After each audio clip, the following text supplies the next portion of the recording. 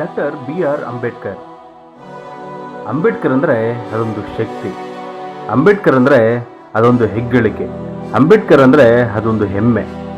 ಇಂಥದ್ದೊಂದು ಹೆಮ್ಮೆಯ ವಿಚಾರವನ್ನು ಅಂದರೆ ಡಾಕ್ಟರ್ BR ಅಂಬೇಡ್ಕರ್ ಅವರ 134ನೇ ಜಯಂತ್ಯೋತ್ಸವವನ್ನು ಹೊಸಕೋಟೆ ತಾಲೂಕಿನ ಅಂದರೆ ಅನಗೊಂಡಳ್ಳಿ ಹೋಬಳಿಯ ಯಡಗೊಂಡನಹಳ್ಳಿಯಲ್ಲಿ ಅದ್ಧೂರಿಯಾಗಿ ಆಚರಣೆ ಮಾಡಿದ್ದಾರೆ. ಅದರಲ್ಲೂ ಹೊಸಕೋಟೆ ತಾಲೂಕಿನ ನೆಚ್ಚಿನ ಜನಪ್ರಿಯ ಶಾಸಕರ ಅಮೃತ ಹಸ್ತಗಳಿಂದ ಪುತ್ಥಳಿ ಅನಾವರಣವನ್ನು ಕೂಡ ಉದ್ಘಾಟನೆಯನ್ನು ಮಾಡಿದ್ದಾರೆ. ಜೊತೆಲಿ ಸಾಕಷ್ಟು ಕಾರ್ಯಕರ್ತರು, ಜೊತೆಲಿ ಡಾಕ್ಟರ್ BR ಅಂಬೇಡ್ಕರ್ ಅವರ ಅಭಿಮಾನಿಗಳು ಕೂಡ ಗ್ರಾಮದ ಪ್ರಮುಖ ರಸ್ತೆಗಳಲ್ಲಿ ಪಟಾಕಿ ಸಿಡಿಸೋದ್ರ ಮುಖಾಂತರ ಒಂದು ರೀತಿ ಗ್ರಾಮದಲ್ಲಿ ಹಬ್ಬದ ವಾತಾವರಣವನ್ನು ಸೃಷ್ಟಿ ಮಾಡಿದರು.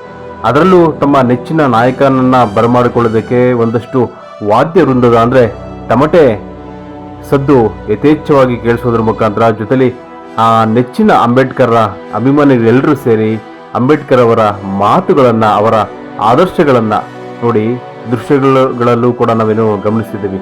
ಆ ಪುತ್ಥಳಿಯನ್ನು ಆ ರಾಜಕಲೆ ಅಂತ ಹೇಳ್ಬೋದು, ಆ ರೀತಿ ಒಂದು ಪುತ್ಥಳಿಯನ್ನು ನೀವು ನಿರ್ಮಾಣ ಮಾಡಿರ್ತಕ್ಕಂಥದ್ದು. ಅದರಲ್ಲೂ ಅಭಿಮಾನಿಗಳೆಲ್ಲರೂ ಸೇರಿ ಊರಿನ ಪ್ರಮುಖ ರಸ್ತೆಗಳಲ್ಲಿ ಬ್ಯಾನರ್ ಹಾಕೋದ್ರ ಮುಖಾಂತರ ಅಂಬೇಡ್ಕರ್ ಅವರ ಆದರ್ಶಗಳನ್ನು, ಸಿದ್ಧಾಂತಗಳನ್ನು, ಸಮಾಜಕ್ಕೆ ಆ ಕೊಡುಗೆಯನ್ನು ಕೊಡೋದ್ರ ವಿಚಾರವಾಗಿ ಸಾಕಷ್ಟು ಜನ ಮಾತಾಡಿದ್ದಾರೆ. ಅದರಲ್ಲೂ ಶಾಸಕರು ಏನು ಮಾತಾಡಿದ್ದಾರೆ, ಕಾರ್ಯಕರ್ತರು ಏನು ಮಾತಾಡಿದ್ದಾರೆ, ಅಂಬೇಡ್ಕರ್ ಅಭಿಮಾನಿಗಳು ಯಾವ ರೀತಿ ಮಾತಾಡಿದ್ದಾರೆ, ಯಾವ ರೀತಿ ಸೆಲೆಬ್ರೇಷನ್ ಮಾಡಿದ್ದಾರೆ ಅಂತಕ್ಕಂಥದ್ದನ್ನು ಅವರ ಮಾತುಗಳಿಂದನೇ ಕೇಳೋಣ ಬನ್ನಿ.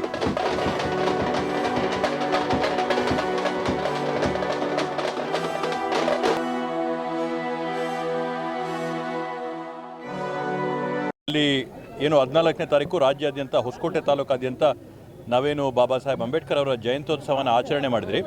ಅದರ ಪ್ರಯುಕ್ತವಾಗಿ ಇವತ್ತು ಯಡಗೊಂಡಳ್ಳಿ ಗ್ರಾಮದಲ್ಲಿ ನಮ್ಮಲ್ಲಿ ಈ ಗ್ರಾಮದಲ್ಲಿ ಒಂದು ದೊಡ್ಡ ಸಂಖ್ಯೆಯಲ್ಲಿ ನಮ್ಮ ಪರಿಶಿಷ್ಟ ಜನಾಂಗದ ಜನ ಇರೋದ್ರಿಂದ ಇಲ್ಲೊಂದು ಈ ಹಿಂದೆ ಕೂಡ ಬಾಬಾ ಸಾಹೇಬ್ ಅಂಬೇಡ್ಕರ್ ಭವನವನ್ನೇ ನಾವು ಕಟ್ಸ್ಕೊಟ್ಟಿದ್ವಿ. ಅದ್ರ ಜೊತೆಗೆ ಇವತ್ತು ಗ್ರಾಮಕ್ಕೆ ಒಂದು ಪುತ್ಥಳಿ ಕೂಡ ಬೇಕು ಅಂತ ಒಂದು ಗ್ರಾಮಸ್ಥರ ನಮ್ಮ ಇಲ್ಲಿರ್ತಕ್ಕಂಥ ಎಲ್ಲ ಮುಖಂಡರ ಒಂದು ಮನವಿ ಏನಿತ್ತು. ನಾವಿವತ್ತು ಹೊಸಕೋಟೆ ನಗರದಲ್ಲಿ ಬಾಬಾ ಸಾಹೇಬ್ ಅಂಬೇಡ್ಕರ್ ಅವರ ಭವನದ ಮುಂದೆ ಯಾವ ರೀತಿಯಾದಂಥ ಪುತ್ಥಳಿನ ಅನಾವರಣ ಮಾಡಿದಿರೋ ಅಂಥ ಮಾದರಿಯ ಪುತ್ಥಳಿನೇ ಇವತ್ತು ಯಡಗೊಂಡಳ್ಳಿ ಗ್ರಾಮದಲ್ಲಿ ಕೂಡ ನಾವು ಇವತ್ತು ಅನಾವರಣ ಮಾಡಿ ಒಂದು ಹಬ್ಬದ ವಾತಾವರಣನ ಇವತ್ತು ನಾವು ಈ ಗ್ರಾಮದಲ್ಲಿ ಜಾತ್ಯತೀತವಾಗಿ, ಧರ್ಮಾತೀತವಾಗಿ ಎಲ್ಲರೂ ಕೂಡ ಒಗ್ಗಟ್ಟಾಗಿ ಸೇರಿ ಆಚರಣೆ ಮಾಡ್ತಾ ಇದ್ದೀವಿ.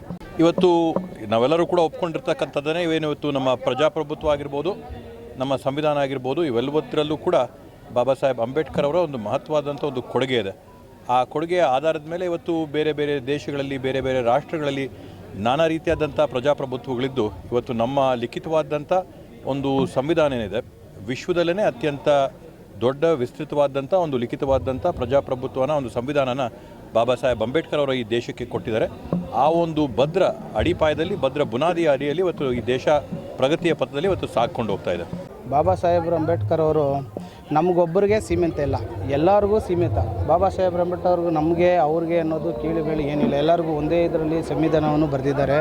ಹಾಗಾಗಿ ಒಂದು ಹೂವು ಮಲ್ಲಿಗೆ ಹೂವಾಗಲಿ, ಸಂಪಿಗೆ ಹೂವಾಗಲಿ, ಆ ವಾಸನೆ ಸುಗಂಧ ಯಾವ ಥರ ಅರಳ್ತಾ ಇದೆಯೋ ನಮ್ಮ ಬಾಬಾ ಸಾಹೇಬ್ ಅಂಬೇಡ್ಕರ್ ಅವರು ಆ ಥರ ಎಲ್ಲರಿಗೂ ಹರಳಿದ್ದಾರೆ ವಿನಃ ಯಾರಿಗೂ ಏನು ಆ ಥರ ಮಾಡಿಲ್ಲ. ಎಲ್ಲರಿಗೂ ಜೈ ಭೀಮ್.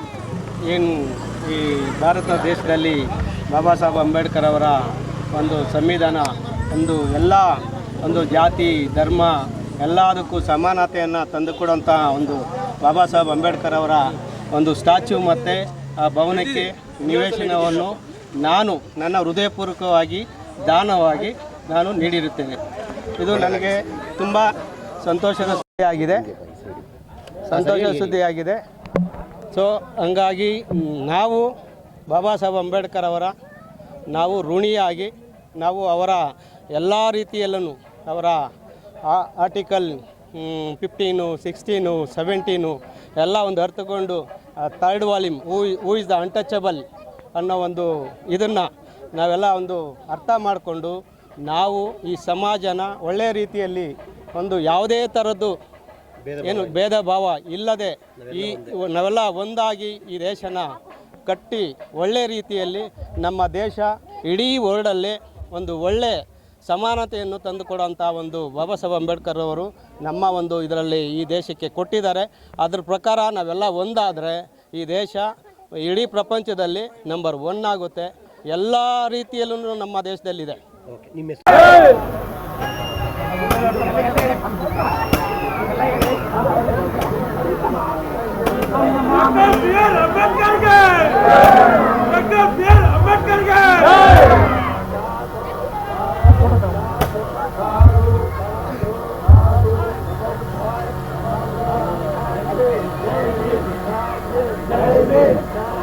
Jai Hind!